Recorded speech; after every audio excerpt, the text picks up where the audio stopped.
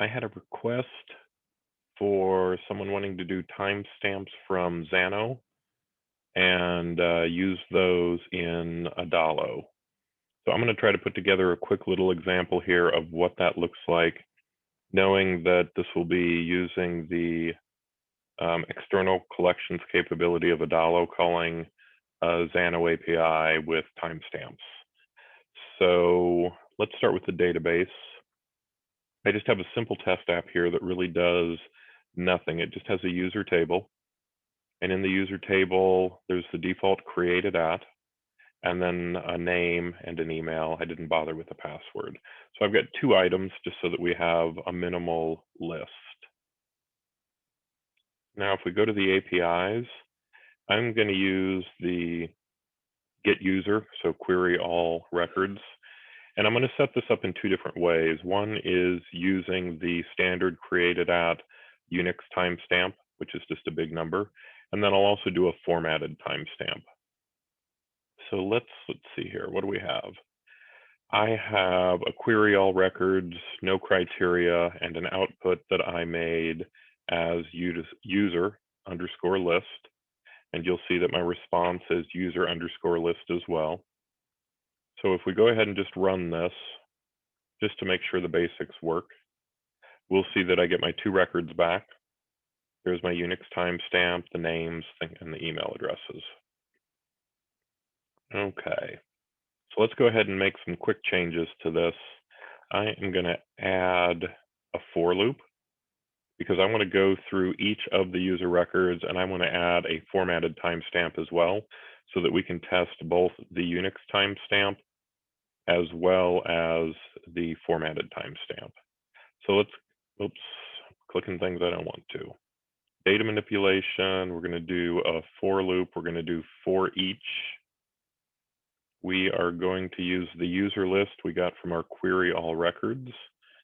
We are going to add in data manipulation, and we're going to update a variable. And so what we want to do with the update variable as we go into that is we're going to use item. So that's the individual user record from the table. And I am going to use a new name here so that we can add in this new record. And just to make it obvious, we'll call it formatted timestamp. And that value, oh, I've got these reversed. So we are going to, nope, we're good. Updated. I do want to create this new one, and I want to create it from created at, which exists in the table. And I want to add a filter that is format timestamp. And we're going to use C. If you look up formatting timestamps in PHP, which is the language behind this, you'll see that C gives you a nice ISO 8600, 8601, whatever that number is, timestamp. I'm making the assumption that that's what Adalo will be happy with because that's a pretty standard way to transfer date and times. So let's see, what do we have here? At this point, let's run and debug and see what I have going on. Okay, so now we've got the same return for the most part that I had originally, except we have the addition of a formatted timestamp with the format being a lowercase c, which gives you this ISO standard timestamp. So now that we have that running, I'm going to grab the endpoint URL. We're going to go over to Adalo and we're going to pick the database. We're going to add a collection. Let's call this timestamp stuff. Our base URL will be this, which we just copied and pasted. We'll go to next, we'll test, and we're getting our results back. We're getting all the data that we expected. We're going to create that collection. And now I am going to go grab a simple list and put that over on the home screen. For a simple list, you have to pick which collection it's using. So I'm going to pick the timestamp stuff that I just created. Then I'm going to come down to the title. We're going to do the magic text and pick, oh, let's say name. I always forget to get rid of the title there. There we go. So that'll be the name. We won't do any other formatting to that because it really doesn't matter. and then we'll do the magic text here. And I'm going to start with the formatted timestamp. And I need to get rid of subtitle. If you click on the magic text here, you will get an option to change the format of it, which is really a nice, friendly way to do it. So as opposed to relative, which will show how many days ago, which would be nice if we were doing a social a messaging list or something, I just want to pick date and time so that we can see that it's actually showing the same date and time. And at this point, actually, I think we're ready for a preview. It's going to pretend to do a sign up, so we're just going to click and go past that. That doesn't matter. That's just a quick way to get to our home screen. And there you have it. There's the two names and the dates, today's date, and generally the time of when I added those. So if I go back over to my database in Xano, you will see that we've got 7:19 and 7:33, Jim and Carly. 7:19, 7:33 today, Jim and Carly. So that proves that we can really easily bring in that specific format of a date and time stamp.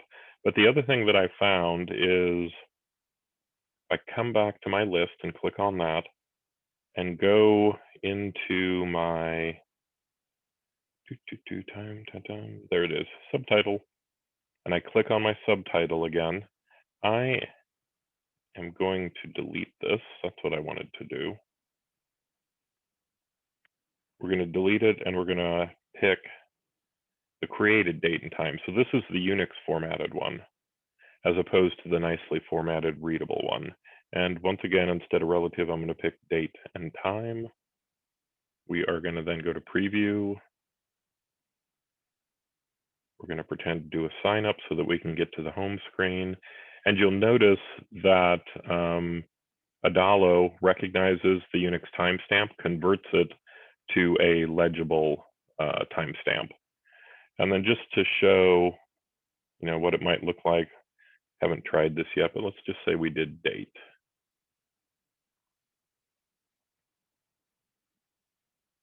You'll see now that it's just showing the date. So it recognizes the Unix timestamp. It lets us pick any of the formats,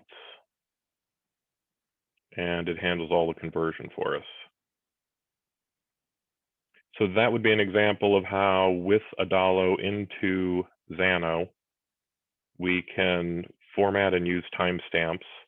And I think the main thing I wanted to walk away with that everybody sees here is you really don't have to put much effort into it. Even though I put in this for loop where I went in and updated and formatted a variable, you don't have to do that. And that was proven by the fact that Adalo recognized the Unix timestamp that came out of a standard query. So this created at timestamp as an example of the Unix one. You can just pass that back to Adalo and it'll handle everything for you, which should make things pretty straightforward. If you've got any questions, feel free to let me know. Thanks.